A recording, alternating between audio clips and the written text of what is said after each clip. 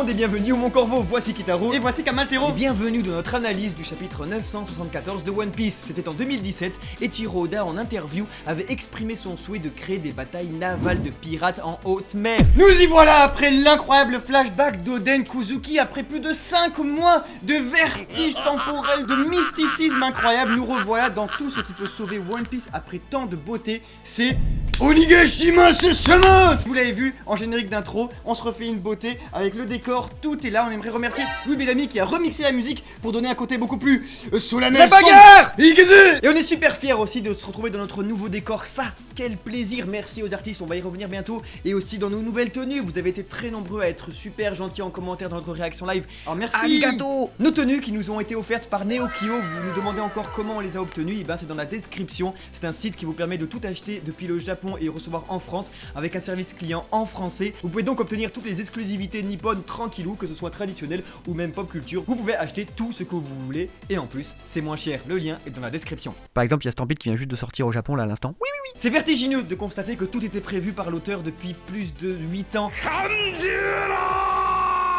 Depuis Punk Hazard dans le Nouveau Monde, on va donc revoir toutes les occurrences passées du traître qui présenté depuis le chapitre 574 s'était déjà dévoilé en fait sans que nous le voyions. Kanjuro, comme Eiichiro Oda, a semé des indices un peu partout dans la saga du Nouveau Monde et vous allez voir que c'est lui en fait qui est en train de créer via cette ligne directive là la meilleure saga de One Piece, le meilleur arc, le plus complexe, le plus magnifique, le plus grand et surtout le plus ambitieux. Il est incroyable de constater que Kanjuro est donc un des personnages les plus importants avec l'autre traître de Wano Kuni, Denjiro. Nous avons les deux comédiens qui attendent leur heure dans la coulisse, le temps de monter sur scène et de faire tomber les masques, de dire oui, c'est moi le traître. Revisitons alors ensemble les occurrences qui prouvent qu'Eiichiro Oda, comme metteur en scène, va donner un ultime rôle à ses personnages et faire tomber le tout dernier masque de Wano Kuni avant de se summoner Onigashima. La bataille navale, le monster trio absolument légendaire du Nouveau Monde, la pire génération, ils sont là, ils sont présents, ils arborent alors des tenues bien plus chaudes pour pouvoir faire face au froid d'Onigashima, la porte de l'hiver. Nous y allons, les samouraïs sont prêts à être rassemblés, à être convergés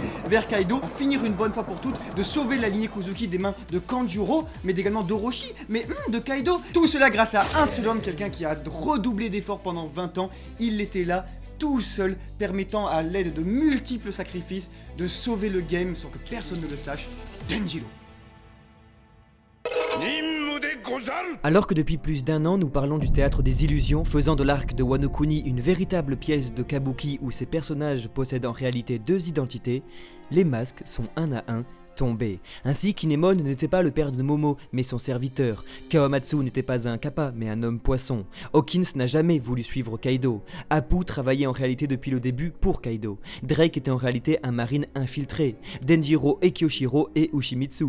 Kumurasaki, Iori, Kamazo, Killer. Big Mom aura jusqu'à même deux personnalités, Big Mom et Olin. D'autres porteront véritablement des masques de théâtre kabuki traditionnels. Le bouffon, le kitsune, la courtisane, le démon, le tengu, ou des plus extravagants comme Sanji avec l'Osaba Mask et même Law. Tous les Mugiwara portant même une nouvelle identité, Zoroduro, Luffy Taro, Franosuke. Tous les masques sont tombés, dont le dernier étant le plus important, celui du comédien même. Véritable mise en abîme de la part de l'auteur qui aura présenté les deux traîtres de Wano Kuni dans le même chapitre. Denjiro et Kanjuro, prouvant une nouvelle fois la complexité et le chaos d'écriture mis en place par le mangaka. Kanjuro l'enveloppe vide, sans vie, pleurant et souriant sans raison, si ce n'est pour protéger sa couverture. De ce fait, sa révélation est plastiquement très intéressante, car capable de passer d'un homme totalement angoissé et en pleurs à un visage terrifiant. À l'instar d'un Light Yagami, Oda nous offre un véritable combat de stratégie mentale et d'anticipation, avec deux masterminds cachés dans l'ombre et qui durant des années attendent. Car alors que Kinemon ne pouvait pas gagner à cause de Kanjuro, Orochi, lui, sans le savoir, ne pouvait pas gagner à cause de Denjiro. Il est incroyable de se rendre compte que tout était écrit depuis plus de 7 ans. Sur scène, lorsqu'un samouraï était retrouvé en petits morceaux sous la neige, les deux comédiens, eux, attendaient leur tour dans les coulisses. Ainsi, Denjiro aura passé 20 ans au plus près de la famille Kurozumi, et Kanjuro 20 ans au plus près de la famille Kozuki. Chacun étant l'atout maître maîtres des deux camps qu'ils défendent, mais l'un d'eux ne s'est pas encore dévoilé et donc a l'avantage. Kanjuro devient alors l'arroseur arrosé et Denjiro va pouvoir sauver la résistance. Et c'est alors que comme un Reiner ou Berthold, le personnage devenant détestable, beaucoup vont commencer à l'apprécier. Similaire aux deux guerriers ne vivant que pour sa mission, sans âme, sans haine, sans amour, mais qui doit remplir son devoir jusqu'au bout. Le mangaka faisant passer depuis des années les gestes du peintre pour de la maladresse, obligeant ses lecteurs à relire sans cesse son histoire, donnant une magnifique seconde lecture au Nouveau Monde, mais surtout au samouraï aux cheveux rouges. Et comme dans Shingeki no Kyojin, le personnage devenu méchant gagne en profondeur et oblige les lecteurs à relire le manga pour remarquer que tout était prévu depuis le début. Mais ne vous inquiétez pas, nous l'avons fait pour vous, cela aura demandé un long travail, alors si vous voulez nous encourager, on le demande pas souvent, mais on compte sur vous pour vous abonner à la chaîne. On est de plus en plus nombreux, alors merci beaucoup, c'est grâce à vous qui vous abonnez à la chaîne qu'on va pouvoir créer de grandes choses. Voici alors ce que depuis 8 ans avait préparé Eiichiro Oda comme Kanjuro, sans que personne ne s'en aperçoive. Le samouraï laissant tout le pays monter sur le plateau de Dressrosa pour tuer Usopp grâce à ces échelles qu'il a oublié de retirer au chapitre 756, feintant ses talents d'artiste en dessinant seulement des animaux fatigués et malades, comme Nuke Suzume au chapitre 754 ou encore Ryonosuke et Nekozaemon à Zo.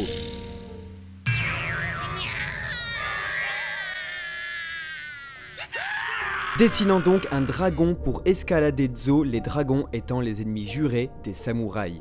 Pourtant droitier, car présenté lors de sa première apparition en train de manger avec la main droite, il dessinera uniquement tout le long de la main gauche, comme pour s'empêcher de bien faire. Un détail qui, venant d'un mangaka, a toute son importance. Il ne serait alors pas étonnant de le voir dessiner dorénavant de la main droite. Empêchant ensuite Kinemon de se rendre au duché de Mokomo au chapitre 803 en le faisant tomber de l'éléphant, retardant le plus possible les retrouvailles entre les Minx et les Kuzuki. Prévenant Jack de la position de Raizo mais aussi de Zo, alors que cette dernière, en perpétuel mouvement, est uniquement atteignable avec une vivre card, comme indiqué au chapitre 811 et 808. Faisant fuiter le plan de la résistance durant tout l'arc de Wano Kuni, comme au chapitre 936, et sans cesse écrivant à Orochi pour que la famille Kurozumi soit vengée.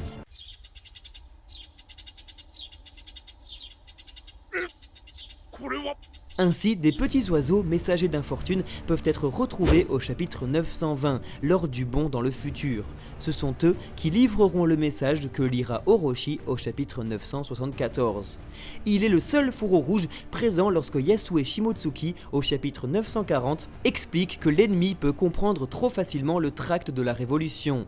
Et 2 chapitres plus tard, Yasue est capturé par le shogunat sans aucune explication. Le tout renforcé avec la case du chapitre 943 montrant un Kanjuro, seul fourreau rouge, disant ne pas avoir reconnu Yasue. Alors que juste avant, Orochi, au chapitre 941, s'étonne que le daimyo soit toujours vivant. Cela veut dire qu'il a été démasqué avant de se révéler sur la croix. Plus fort encore, au chapitre 955, alors que Kinemon et Kanjuro apprennent que leur armée comporte 4000 hommes, finalement c'est avec le message des Yakuza et les prisonniers de Don qui s'ajoutent au rang de la résistance que le total s'élève à 4200. Mais à ce moment-là, Kanjuro est absent. Ainsi, n'assistant qu'à la première nouvelle et non celle des Yakuza, il n'est pas au courant du véritable nombre définitif, 4200, l'affirmant même au chapitre 958, où sont passés nos 4000 soldats. Et bien sûr, quelle information Orochi a obtenue de ces petits oiseaux au chapitre 959 ? 4000. Le tout pour finalement poignarder dans le dos Ashura Doji au chapitre 970. Pourtant, en train de combattre King, la main qui assénait le coup était bien différente.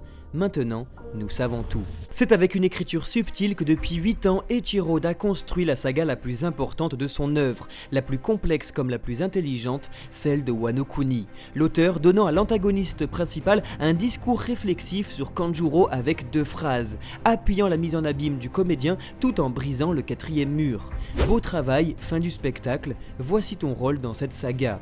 Un vocabulaire précis démontrant toute l'habilité d'Eiichiro Oda à construire de manière originale cette dite saga, gigantesque spectacle où chacun joue un rôle.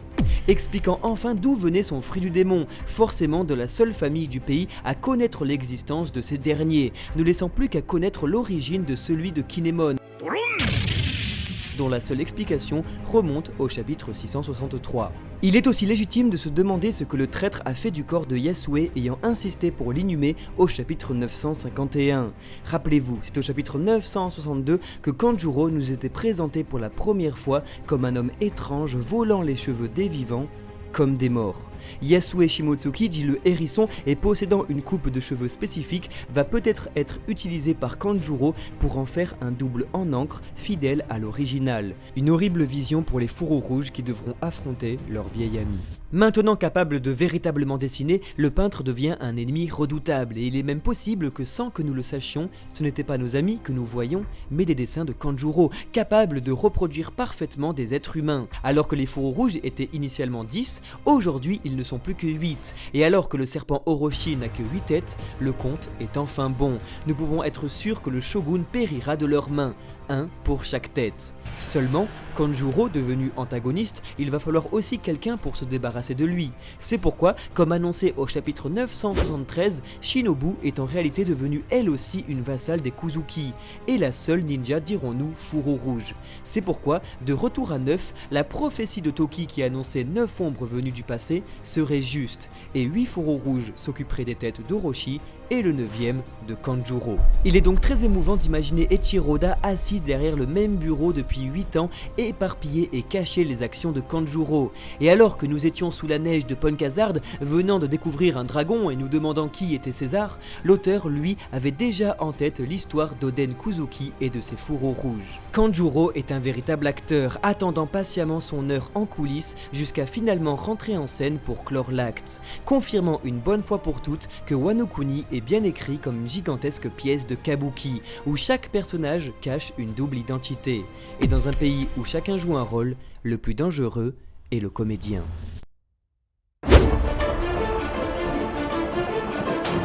C'était donc en 2017 qu'Eiichiro Oda avait exprimé le souhait de créer des batailles navales dans One Piece, alors qu'on est dans un manga de pirates, et ben tous se battent sur la terre ferme et pas sur la mer. Et ben ça y est, avec un début de bataille navale sur Totland, à Whole Cake Island, avec une Big Mom et son équipage contre les Mugiwara, ici on a bien carrément une énorme phrase de fin en disant que oui, et ben sur la mer c'est les pirates qu'on affronte. Eiichiro Oda, ça y est, va faire son kiff, va créer des batailles navales, et ça va être grandiose. Mais ce qui est vraiment le plus beau dans tout ça, c'est que au-delà de dire simplement que les pirates on les affronte sur mer, et bien c'est aussi symboliser le fait que Oda il a vraiment mis des samouraïs qui sont d'excellents guerriers sur terre, il les a mis dans un espace totalement restreint au milieu de l'eau, ce qui est absolument la pire chose qui peut arriver, et c'est ça qui est trop beau, c'est-à-dire que c'est des samouraïs qui sont littéralement en train de se suicider. C'est comme si vous voyez 4 poissons en dehors de l'eau là qui sont en train de marcher, c'est genre formidable, c'est les héros du nouveau monde ces samouraïs. Les samouraïs ne vont pas sur l'eau, et ça qui est vraiment beau, ça crée vraiment un énorme décalage très beau, et donc ils sont sauvés par le monster trio du nouveau monde qui s'était pourtant promis de se revoir ennemis dans le nouveau monde. Alors... Et l'ironie du sort, l'ironie du destin fait qu'ils se retrouvent encore une fois alliés comme il y a 12 ans. C'était le 23 juin 2008 à Sabaody, c'est incroyable, et voilà, forcément, et ben ça renforce encore une fois nous notre théorie du parallélisme qui est que Eiichiro Oda reprend la première partie de Grand Line pour la recréer un peu différemment dans la deuxième partie, dans le nouveau monde, et ici on a donc les retours de Law, de Kid et de Luffy, alliés la première fois contre la marine, maintenant cette fois-ci contre un empereur, et on va le dire, rarement vu aussi sexy quoi. Alors ce qui est marrant c'est que du coup ici on va rentrer dans les bails onigashimesques, hein, c'est-à-dire que voilà, nous y allons, nous y sommes, et c'est d'ailleurs, eh bien, pourrait-on dire, le début des hostilités. Vous avez attaqué Kaido, vous êtes des pirates, vous êtes sous votre étendard de pirates, vous n'êtes plus camouflés. La bataille d'Onigashima, la grande bataille shonen de tous les temps du manga, vient de débuter. Et alors, eh ben, on a des protagonistes qui ont repris leur tenue d'origine. Vous avez été très nombreux à nous dire, regardez, Law il a les plumes de Rosinante, seulement non, vous savez, c'est juste la tenue habituelle de... Sa tenue d'hiver. Voilà, d'hiver où il a son petit truc, son petite écharpe. C'est quand même des plumes qui doivent correspondre à Corazon, mais c'est pas non plus un manteau à plumes comme de Flamingo quoi. Et puis on a un Luffy, voilà, qui du coup a quelque chose de plus chaud. Un manteau un peu de roi des pirates. Qui rappelle le dernier chapitre de Whole Cake Island. Nous y voilà quoi les amis, mais Onigashima, enfin! Donc des habits chauds qui forcément nous rappellent que l'entrée d'Onigashima c'est l'hiver. Toujours un peu cette énigme là de pas trop savoir quoi, est-ce qu'il y a plusieurs saisons sur Onigashima et donc l'entrée serait l'hiver. On est dans le nouveau monde et que donc tous les climats sont possibles sur une seule et même île. Wano Kuni en est l'exemple parfait avec ses régions, Udon, Akumai, Ringo et tout. Chaque région a son propre climat. Est-ce que ce ne serait pas le cas aussi sur Onigashima et l'entrée serait à l'hiver? Qui dit entrée dit point de départ. Et là où c'est peut-être important pour vous de comprendre, parce que je sais qu'il y a beaucoup d'entre vous qui doivent être un petit peu perdus vis-à-vis de ça, nous avions un premier message qui nous disait rendez-vous au port de Abu, qui va être ici que les samouraïs vont se rassembler. Tandis que finalement Yasue s'est sacrifié pour changer et dire au dernier moment non, il faut aller au port d'en face qui n'est plus à Akumai mais qui est à Udon, qui est le port de Tokage.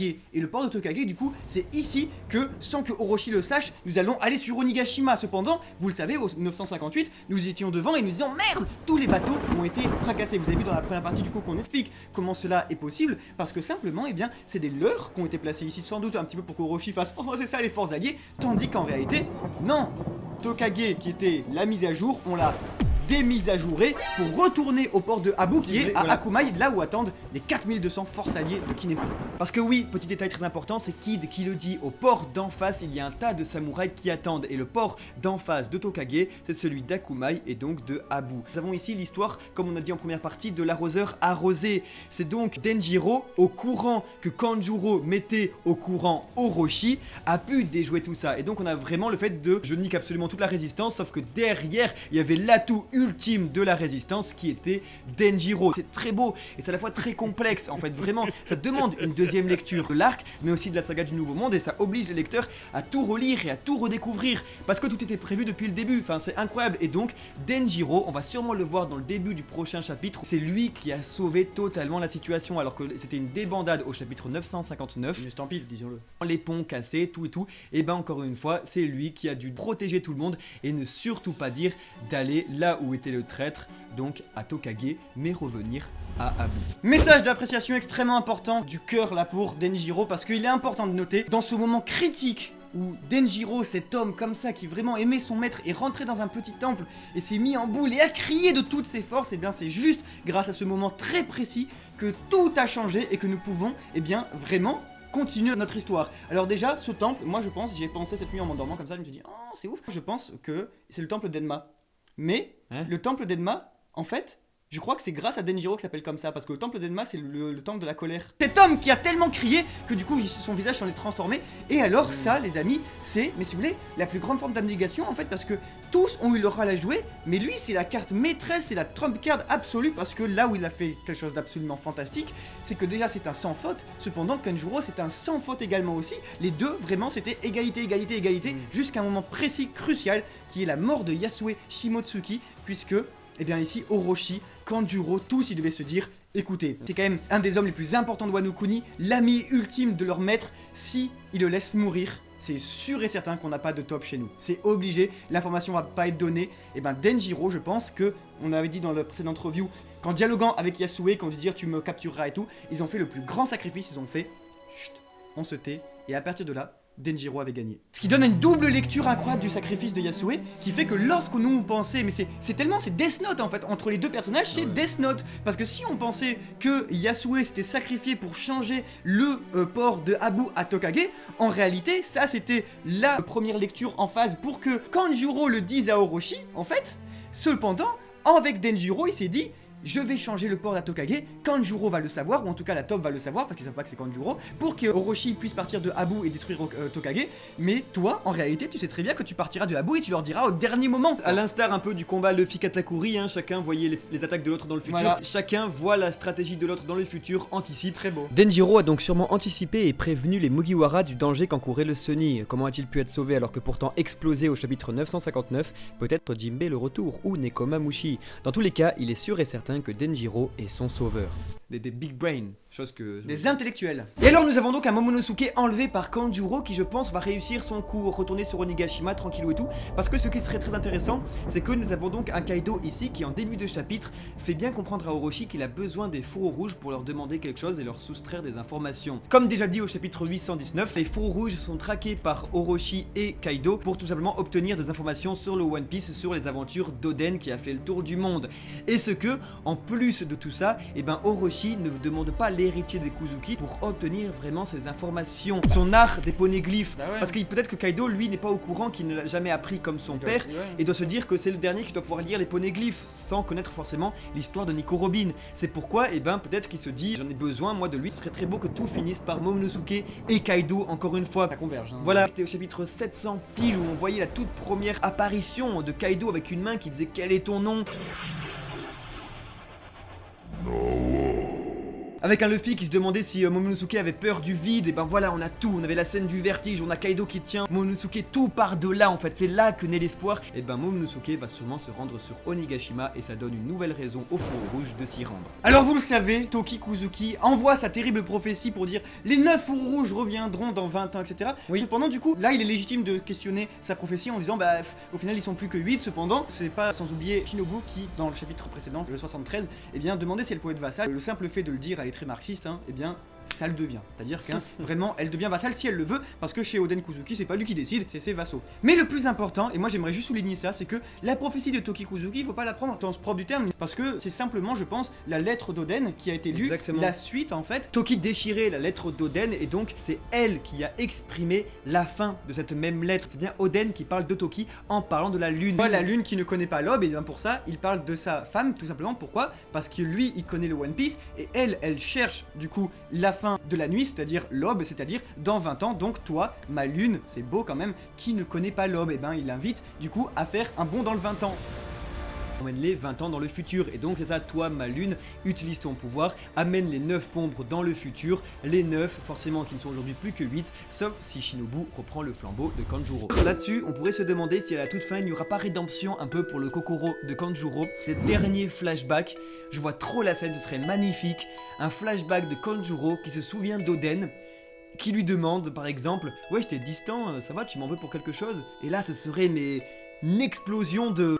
Et Kanjuro qui dit rien, et là qui meurt, ça serait incroyable, les feels. Pour finir, la semaine prochaine arrive le chapitre 975 de One Piece. Déjà, on peut noter qu'il ne restera plus que 25 chapitres avant le 1000ème. On se rend pas compte du délire de ce que ça représente. Il va arriver environ en novembre 2020, ce chapitre-là, et c'est ouf. Mais le 975 est aussi spécial dans le fait que, la combinaison 975 reste très importante dans One Piece. Le chapitre 579, avec l'arrivée de Shanks à Marineford qui vient terminer la guerre, c'est un des chapitres les plus importants du manga. Le chapitre 597 qui marque le début de l'entraînement de Luffy et surtout la moitié du manga pour l'auteur, donc chapitre ultra important. Ensuite nous avons le chapitre 759 et le Red Hawk de Luffy et de l'eau contre Doflamingo, ultra satisfaisant. Plus dingue encore le chapitre 795 et tout simplement l'arrivée de Kaido, peut-être l'apparition la plus importante du manga. Et quand même aussi pour finir le chapitre 957 et absolument toutes les primes des plus grands pirates du monde de One Piece qui étaient attendus depuis 22 ans. C'est les chapitres à chaque fois ultra importants et le prochain qui sera le dernier est celui de la semaine prochaine, le chapitre 975. Alors préparez-vous, montez avec nous dans le train de la hype, on se retrouve dans une semaine.